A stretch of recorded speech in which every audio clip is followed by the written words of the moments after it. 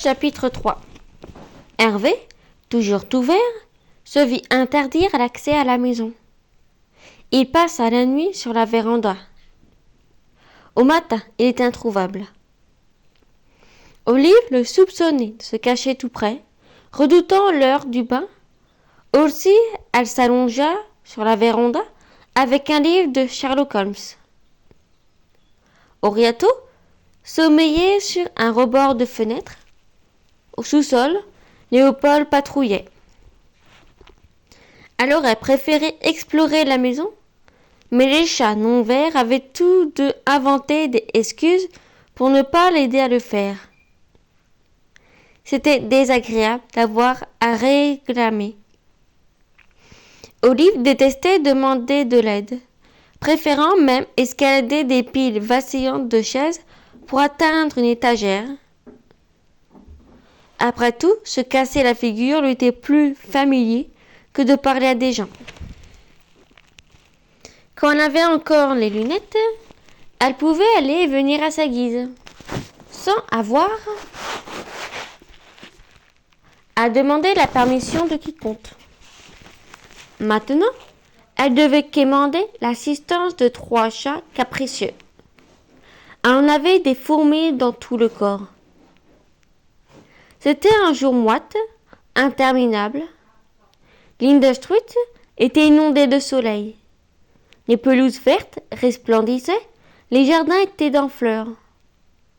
Mais derrière la grande maison, il faisait sombre et humide. Les grands arbres, jetés comme un filet d'ombre, sur le jardin à l'abandon.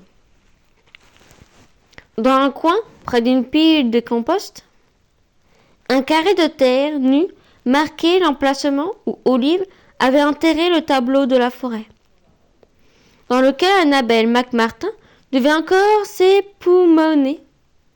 On aurait dit une tombe fraîche. Olive avait beau se déplacer pour trouver un coin ensoleillé. Chaque fois, l'ombre de la maison semblait la suivre. À 1 ou 2 reprises, elle s'endormit au soleil et se réveilla dans la pénombre, la joue collée au livre. Elle décollait une étude en rouge de son visage pour la 3e fois lorsqu'elle perçut un léger mouvement de l'autre côté de la cour. Elle se faufila le long de la véranda, à l'autre bout du jardin, dans les broussailles, une branche craqua. Olive abandonna son livre et traversa l'herbe sur la pointe des pieds. « Qu'avez-vous à dire pour votre défense, à présent ?» siffla une voix avec un vague accent anglais. « Eh bien, nous avons les moyens de vous faire parler. Et si on écaillait cette jolie peinture, hein, comme ça. Cling, fit une griffe sur le métal. On s'obstine à ne rien dire, hein. On fait la forte tête. Nous avons plus d'un tour dans notre sac.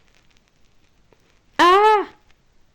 Cria Olive en écartant les branches de 2 bras. Je te tiens. Gars! Cria Hervé, sursautant si fort qu'il tomba à la renverse. Mais qu'est-ce que tu fabriques, Hervé? Argent 1 800, irrita le chat, s'efforçant de se relever. Sa fourrure maculée avait séché, avec un chaos d'épais et de plaques vertes.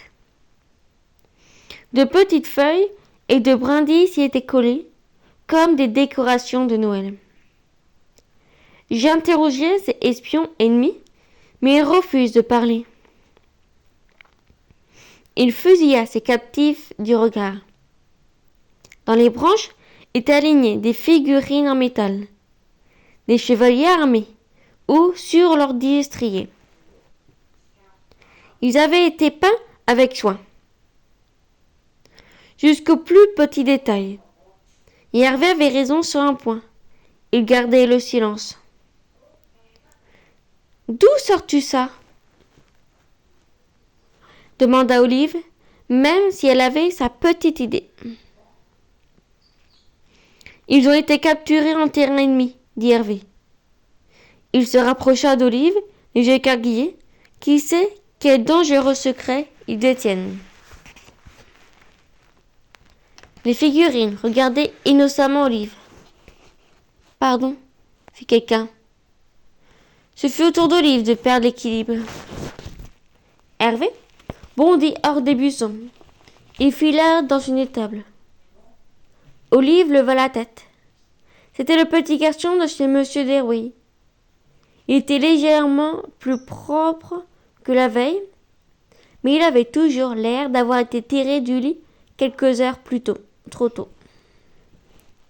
Ses cheveux bouclés se dressaient en épis désordonnés. Il portait un t-shirt toujours à l'effigie d'un dragon.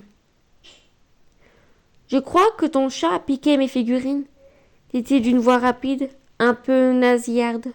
Tu veux dire celle-ci » Olive les ramassa et les tenant entre les pouces de l'index. Il tendit au garçon et veilla à ne pas le toucher. « Désolé. »« Je suis un expert du Moyen-Âge, bégaya-t-il. Plus précisément du Moyen-Âge en Europe occidentale, surtout en Grande-Bretagne et en France. Je suis presque expert en dinosaures aussi. Mon préféré en ce moment, c'est le plésiosaure. J'aimais bien les brachiosaures. C'était le plus grand sauropode. Mais là, je m'intéresse surtout aux dinosaures aquatiques. Tu connais le Kélocante ? Il parlait si rapidement qu'Olive, elle, entendit. J'aime bien le labrachiosaure. C'était le plus grand sauropode. Mais là, je m'intéresse surtout aux dinosaures aquatiques. Que tu connais le Kélocante ? Le sais quoi ? Demanda Olive. Kélocante, répéta-t-il. Il se trémoussait un peu en parlant. Un fossile vivant. On en a pêché après de l'Afrique du Sud en 1938, alors qu'on les croyait disparus depuis des milliers d'années. D'après moi, il y a de nombreuses espèces de dinosaures survivantes au fond de l'océan. Mais on ne les a pas encore découvertes. D'accord, fit Olive très lentement. Et toi, quels sont tes centres d'intérêt ? Derrière ses lunettes poisseuses, ses grands yeux bruns clignaient de curiosité. Elle réfléchissait à toute allure.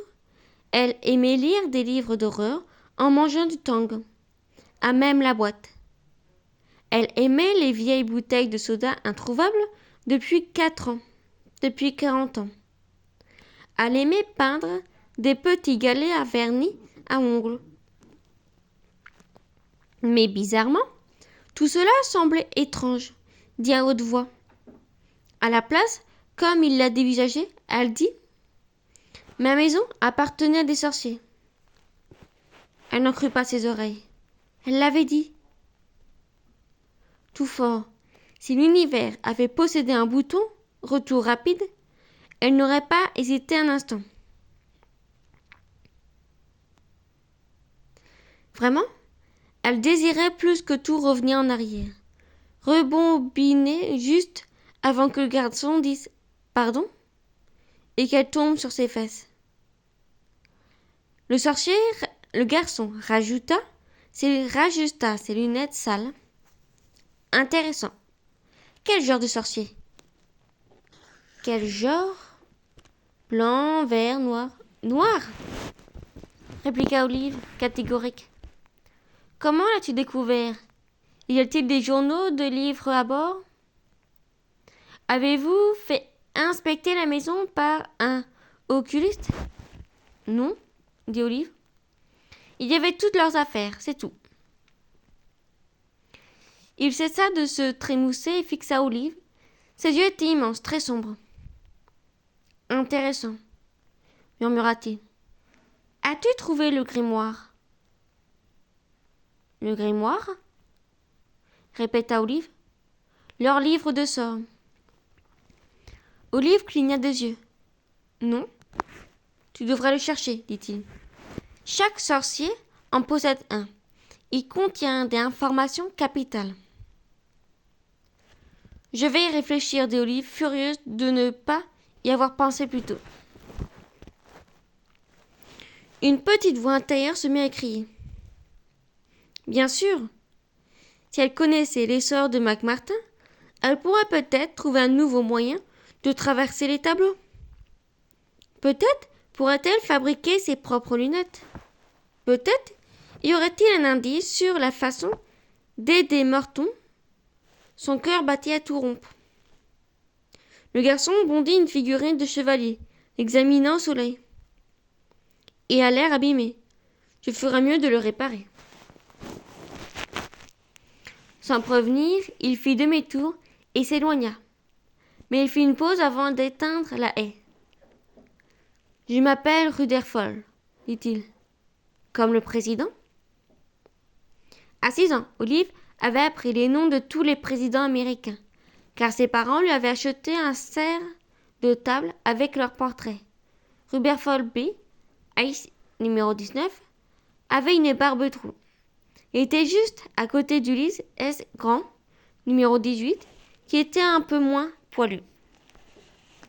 Non, comme Ernest Rutherford, le père de la physique nucléaire. Il a le prix Nobel en 1908.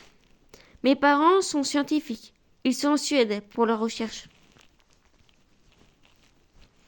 D'un coup, cela évoqua quelque chose à Olive. Mes parents sont mathématiciens, dit-elle, et avant de pouvoir s'en empêcher, elle lui sourit. Un sourire tordu, presque grimaçant, mais bel et bien un sourire. Je m'appelle Olive, ajouta-t-il. Il sourit en retour. Je sais, dit-il. Il traversa le lilas et disparut. Traîtresse, hurla Hervé, perché dans l'érable. Sa tête verdâtre apparut dans le feuillage. Traîtresse, tu retournes ta veste, Judas. Olive se jeta et s'épousseta les fesses. Hervé! Un Jean, un 800, brouilla le chat. Il tempêtait sur la branche au-dessus d'Olive. Comment as-tu pu nous donner ainsi à l'ennemi, trahir ton propre peuple? Hervé, je veux dire, un Jean, un 800, calme-toi. On en parlera ailleurs. Et si on t'entendait? Et alors? Et si on m'entendait? Et toi? Si on t'entendait, tu passerais en cour martiale, exilé, emprisonné à vie. Les yeux lui sortaient de la tête. Pour avoir rendu des figurines à leur propriétaire? À l'espion en chef, tu veux dire. Hervé se ramassa sur lui-même et la dévisagea intensément. Écoute-moi bien. Ne lui fais pas confiance. Ne crois rien de ce qu'il te dira, lui ou la femme chez qui il vit. Madame de Way? Elle n'est pas ce que tu crois, murmura le chat. Aucun d'entre eux ne l'est. Hervé, tu es fou. Descends et viens prendre ton bain. Il la contempla un instant, puis, se ruant sur le tronc, se réfugia sur les plus hautes branches. Olive les yeux au ciel et repartit vers la maison. Sur la véranda, son livre, toujours ouvert, mais la brise en avait tourné les pages. De toute façon, Sherlock Holmes ne lui disait rien. Elle brûlait de lire autre chose.